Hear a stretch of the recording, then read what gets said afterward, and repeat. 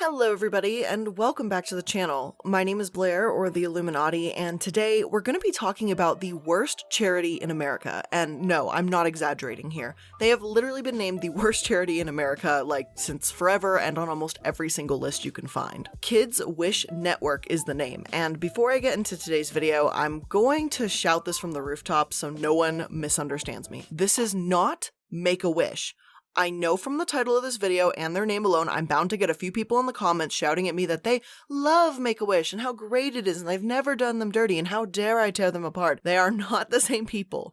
Kids Wish Network has a similar name and does grant wishes to kids that do make a wish, but one of them is reputable and transparent, whereas the other is kind of like the evil twin, I guess you could say. So anyway, before I get way too ahead of myself, let's talk about who Kids Wish Network is, what they do, and where it all went wrong. Let's get into it. According to the Kids Wish website, they have been making dreams come true for hundreds of thousands of children since 1997. We are dedicated to infusing hope, creating happy memories, and improving the quality of life for children who are experiencing life-altering situations. Mark Briner and his wife Shelley, as well as Shelley's mother Barbara Askin, founded the charity in honor of Shelley's father, who died of cancer in 1993. Their website states that while they coped with the cancer battle, our founders witnessed firsthand the trauma pediatric cancer patients and their families undergo during those painful and debilitating treatments. Make-A-Wish actually started in the 80s, so the idea of granting wishes wasn't new when KWN started, but as far as I see it, as long as a charity is devoted to doing good in the world, I'm not about to sit here and say that they're copying for that alone. Plenty of people see these horrible circumstances, whether it's seeing a homeless population grow in your community, the struggles that healthcare workers face, families falling on hard times, and feel helpless. I've felt that way many times, not sure what I can do to help people around me that might need it. So if KWN was honestly founded on a desire to help, I wouldn't knock them for that, or for its similar business practices to Make-A-Wish. However, Make-A-Wish, it seems, didn't take issue with another charity wanting to help children by the name. The Tampa Bay Times supposedly reported that the Kids Wish Network used to be called Fulfill-A-Wish when it was founded. They've seemed to take a particular interest in KWN and made numerous reports about them, and I'll mention that throughout this video, since KWN is based in Florida. However, since this was back in 1998, finding this information has been just a bit tricky, but it does make it seem that KWN originally called themselves Fulfill-A-Wish, which is just, it's just make a wish with changing one word to a synonym. Now, sure, this isn't a great look, but it's not about the name, right? If they're really helping thousands of children, then they should call themselves something stupid for all I care, as long as what they're doing is good. But unfortunately, from the name to the finances to the founder, KWN doesn't really have anything going for it, and it wasn't long before the stories began to come out. In the early 2000s, word about KWN began to spread. Charity Navigator gave them an abysmal rating, which they've maintained to this day. And hey, at least they're consistent, right? They literally have 0 stars and 0% for their financial rating. Their 86% for their accountability and transparency just means they're somewhat honest about their scummy behavior, so don't see that number and think it's a great sign. For comparison, Make-A-Wish has 100% on accountability and transparency and a financial score overall of 83, whereas KWN is in the low 20s for that score, Make-A-Wish is 88. So sure, Make-A-Wish has room for improvement with Charity Navigator, but they're very, very much on the higher end of things, and 85% of their expenses go directly into their program, which is, doing the things they said they'd do, granting wishes, whereas 7% is administrative and 7% is fundraising. Kids Wish Network, on the other hand, is literally just at the bottom baseline. Take a look at this graph here. Their financial score is just, I don't think it can get much worse. And their pie chart shows that as of 2 years ago, 83% of the money went to fundraising and about 14% went to their program. It's not as if they're not getting many donations and they have to fundraise to make people aware of them either. They've had contributions of over $15 million, a total revenue that is twice as much as Make-A-Wish, as stated by Charity Navigator, which is insane considering I have literally not heard of them until I started having to look into them. According to these numbers, they're not only making millions more, but giving so much less. This is kind of what shocked me here. I expected Kids Wish Network to be a ripoff of Make-A-Wish that earned a couple million a year, used it to line their CEO's pockets, and that's it. But these numbers are fucking insane. Business Insider reported in 2013, the worst charity in America spends less than 3 cents on the dollar towards charitable works out of the millions it raises each year, according to a year-long investigation by CNN, the Center for Investigative Reporting, and the Tampa Bay Times. Holiday, Florida-based Kids Wish Network raises money to grant wishes for dying kids.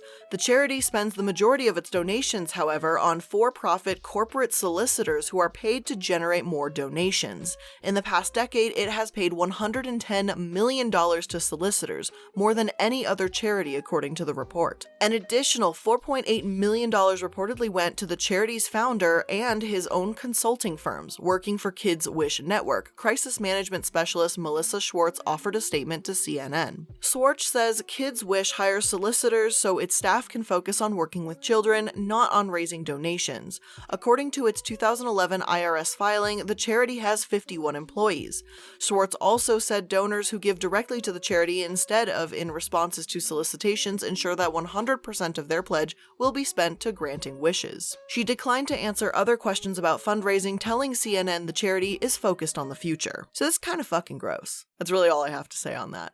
It's one thing to be a bad business, it's another to call yourself a charity and take advantage of people wanting to help very sick and dying children. If I donate to these wish-granting charities, it's because I'm hoping my money will go towards a helicopter ride, a ticket to Disney, a Broadway show, meeting their favorite celebrity, something like that. Not a corporate fundraiser. When WFLA News 8 did a report in 2018, they stated that KWN had reportedly spent as little as a penny on the dollar to help children with life-threatening illnesses, and that the CEOs were paid 3 times as much the amount as they were actually using to grant wishes. A former wish granter, Mianda, went on the show to talk to WFLA after exposing KWN back in 2012. Since then, she was not only fired, but apparently Kids Wish called the FBI on Mianda, accusing her of a variety of crimes. She was never charged, but Kids Wish didn't stop there and even sued her for libel. And it's kind of, I don't know, it's funny in a really messed up way, but it can't be libel if it's true, right? I guess it's no surprise that they were named the #1 worst charity from Tampa Bay Times and the Center for Investigative Reporting, and have been referred to this ever since. With KWN's reputation sinking fast, Mianda wasn't the only ex-employee to speak out. 4 of them talked to Reveal News from the Center of Investigative Reporting and made it crystal clear what they thought about their former employer. "I realized this was more of a money business than a children's organization," said Rhonda Erlo, who worked as a Wish coordinator for about a year before leaving in April 2013. "There are better organizations people can give their money to." Erlo and Mianda Dubé, another former Wish coordinator, spoke on the record for the first time recently with The Times. Dubé was also interviewed by CNN, which partnered with The Times and CIR to investigate charities with high fundraising costs. The worker said Kids Wish handed out about 70 wishes a year to children with life-threatening diseases, but millions of dollars donated by the general public wasn't needed to fund those wishes, these employees said. Instead, it was up to a handful of Kids Wish workers to get theme parks, hotels, restaurants, and retailers to donate the goods and services to fulfill a child's wish. At the same time, other employees would call civic groups in the child's hometown to drum up cash. The former employees said their internal fundraising efforts could be effective, sometimes more than covering the cost of a child's wish. "We would have one person call to get the actual services donated, while another person was calling to get the money donated for things that I was already getting for free," said Dubé, who was a Wish coordinator for about 6 months in 2011. "I wouldn't go and say, take this off the budget, I got it for free. I have no idea where that money would go." If a community was particularly responsive to a child's story, employees said their supervisor had to keep calling them long after enough money had been raised for the child's wish. Erlo, the employee who left this year, said she met a goal of $2,100 to fulfill one child's wish. But Anna Lanzantella, Kids Wish executive director, told her to keep making calls using that child's name, Erlo said. "I said, it's not for her wish," said Erlo, who felt she was misleading donors.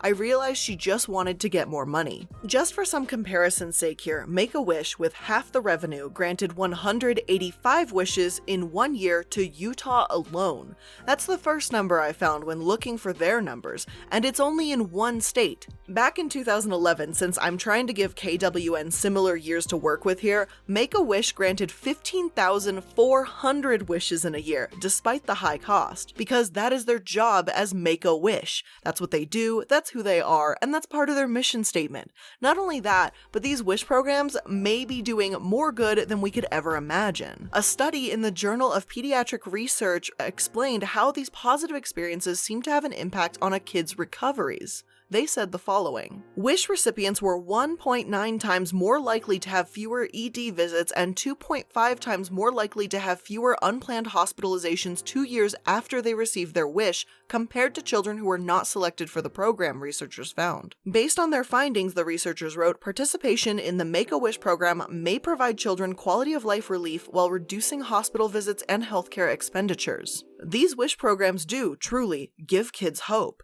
It's not just about a fun trip to Disney, but a time of light in an otherwise dark and very difficult journey. I can't imagine what these kids are going through.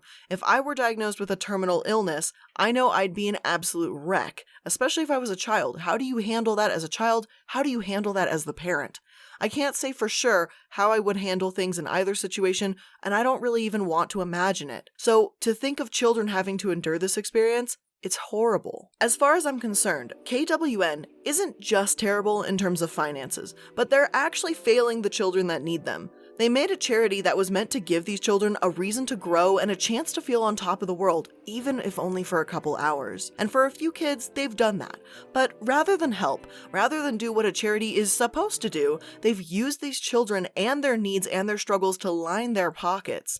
We don't even know where all that extra money went, but it's very clear it wasn't for the child, and it was only taken out of greed. Another point worth mentioning here is that Make-A-Wish doesn't even use paid telemarketers, yet they're dealing with the complaints from KWN. Aside from the fact that they spent most of their donations on fundraisers, one reason that the Kids Wish network appears unscrupulous is that it seems to be riding on the good reputation of the Make-A-Wish Foundation. The Make-A-Wish Foundation is a well-respected charity that also aims to grant the wishes of children with terminal life and life-threatening illnesses. While the stated goals of these organizations are similar, they could not be more different in approach. For starters, the Make-A-Wish Foundation does not use paid telemarketers, according to spokesman Paul Alvin. Still, it often fields complaints from people who donated to similar-sounding charities. While some of the donations go elsewhere, all the bad public relations that comes with telemarketing seems to come to us, he said. And look, I'm not trying to pretend that Make-A-Wish has a perfect, spotless history. I don't really know of any companies that do. There's been some controversy when they've refused to grant hunting trip wishes.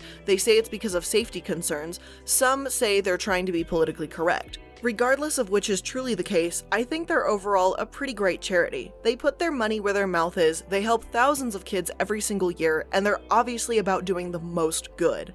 I'm not saying they will never, ever have a bump or two in the road, but their reputation is pretty solid. It's nice to see that there are genuine people that want to help, when I'm used to exposing all the shady ones. So for KWN to use Make-A-Wish's reputation to make them seem as they're in some way affiliated with Make-A-Wish is kinda disgusting. Start using your own $14 million a year to do some good. Maybe then you'll actually earn a decent reputation for yourselves. Seriously. Thankfully, I'm not the only one getting absolutely outraged over this. KWN has been sued by a consumer lawyer alleging fraud. Matt Wielder says, I believe that the entire operation is misleading the public, and this lawsuit seeks to have a court find it so. When they take money from a well-meaning consumer, they're diverting that money from real charities that do good work for children. KWN obviously did not want to talk about this. They've dodged several questions and even called 911 on reporters. I found the lawsuit, and lo and behold, not only does this definitively state that Kids Wish Network is called Fulfill a Wish like we mentioned earlier, but it suggests how they bank on the good reputation of wish making to make them money, not wishes. The lawsuit claims the following. The very name Kids Wish Network is misleading because it suggests that the primary purpose of the organization is to grant wishes to children.